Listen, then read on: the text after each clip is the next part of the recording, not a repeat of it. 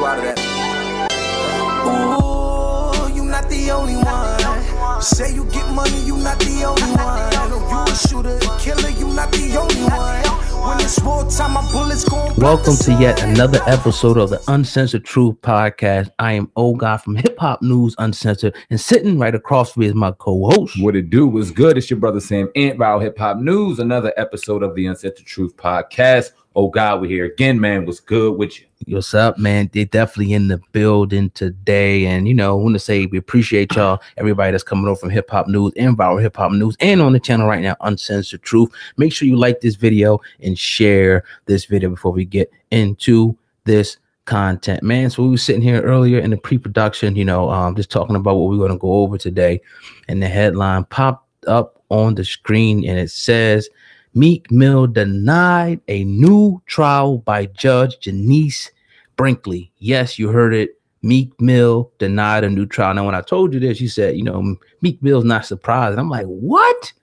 Sam, man, what do you think about Judge Brinkely now after all that's been done, the evidence against the cop, that public outcry? Meek Mill, like you said it, in the pre-production, Meek Mill damn near, joining forces with anybody that's everybody that's powerful. Now being denied once again, no new trial for Meek Mill. What you think about that, Sam? Well, first off, I don't think anybody's surprised. I don't understand why you seem so surprised. But because this is something personal.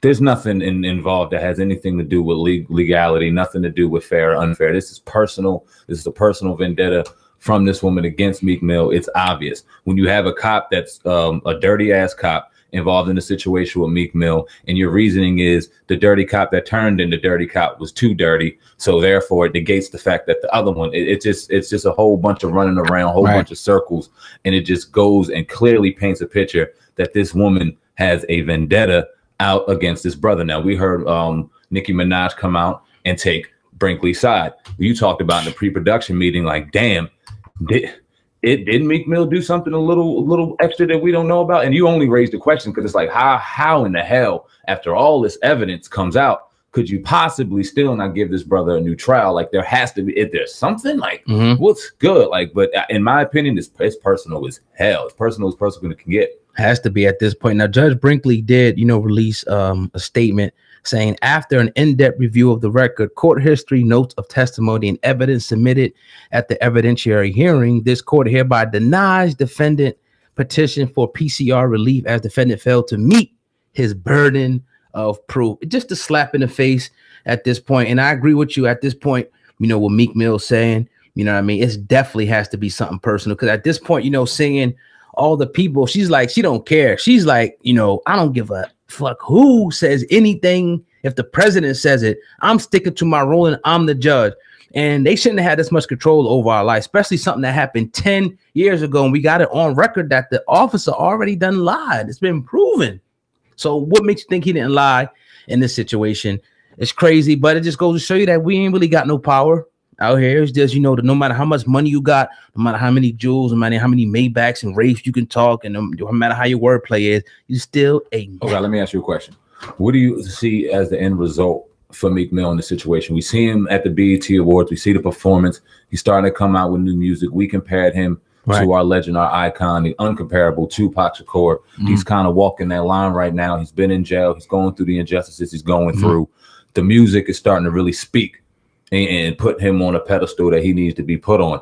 But I mean, he has this looming over his head. This is some real shit going on with this woman not giving up and not giving him a new trial, him still being on probation or parole, like you told me earlier. What do you see as being an end result? What's the worst case scenario, and what scenario do you see happening for our brother Meek Mill? I just really see, him continuing, to grow, continuing to stay on this message, and maybe even turn into some like a political activist of sorts, almost like kind of like the road that per se that Colin Kaepernick kind of took. He just got, even though Meek Mill kind of shies away from it, I think as he gets older, he'll naturally move into that, somebody being more, vocal, even like kind of like Jay-Z, now what he's saying, it resonates with a lot of people and holds a lot of weight. But, we know that in this country, like, this is America, in America, it seems like Black power and people that stand up and try to be about Black power is always pretty much destroyed, in this country. And what I mean by that is,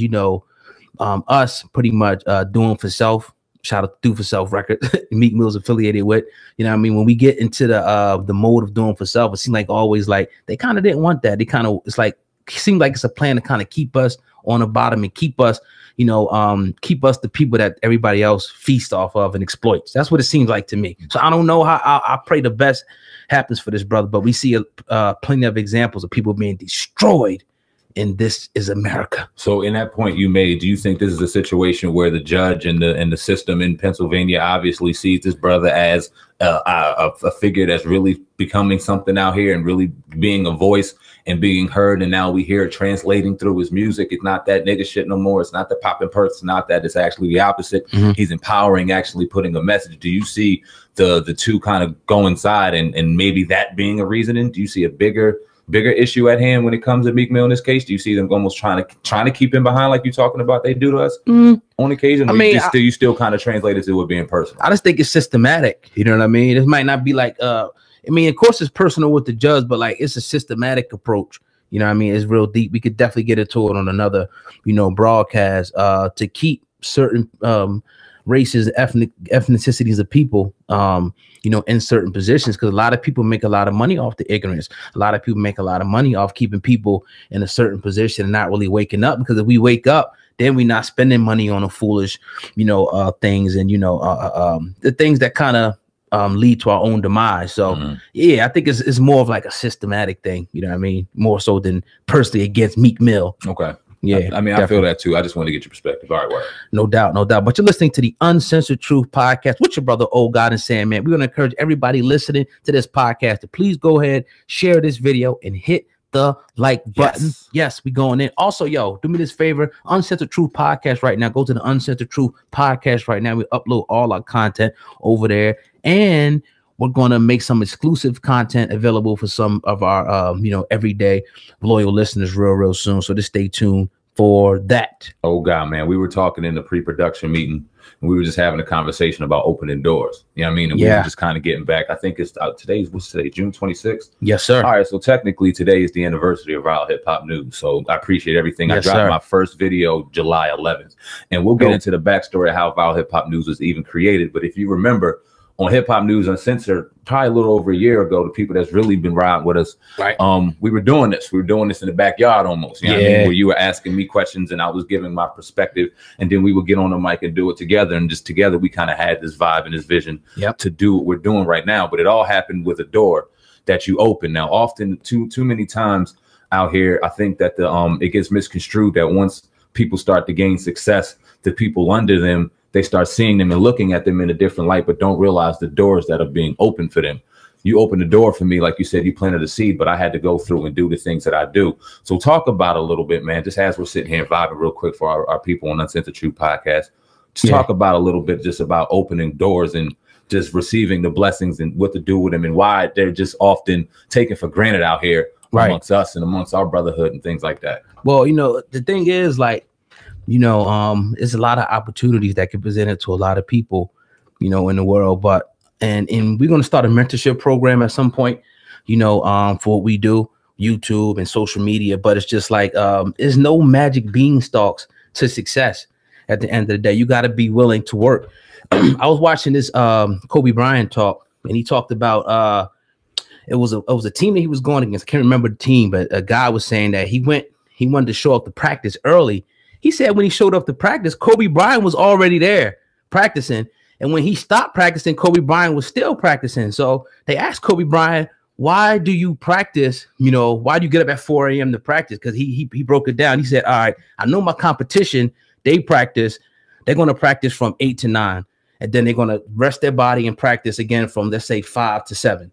They get 2 practices in. He said, if I wake up at 4 o'clock and I get started, I can go from, you know, 4 to this to this to this. I can get 4 practices in when they only get 2 practices in. So that means they'll never catch up to my work ethic. And we see who Kobe Bryant, you know, is. They also talked about Jordan and, you know, Michael Jordan's work ethic. So you got to have a work ethic. I don't care what somebody puts in front of you. And that's something, you know, that because I've been a lot of people, you know, I've talked to and we've done this with, but what separated is the work ethic. And another thing that Kobe was saying is like talent didn't mean nothing because talent wise, you can have people that's equal, but who's willing to work the hardest and outwork the next man and not be defeated is who's going to get to that prize. So that's like that's one of the keys, you know what I mean, to success.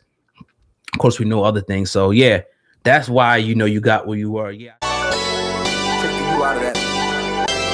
Ooh, you not the only one. Say you get money, you not the only one. You a shooter, a killer, you not the only one. When it's wartime, my bullets gon' block the sun. But you thought you had the only gun. Nigga, talk like a man and put your shoulders up. And when the smoke dust settle, you know the war's done. If we the last one standing, cause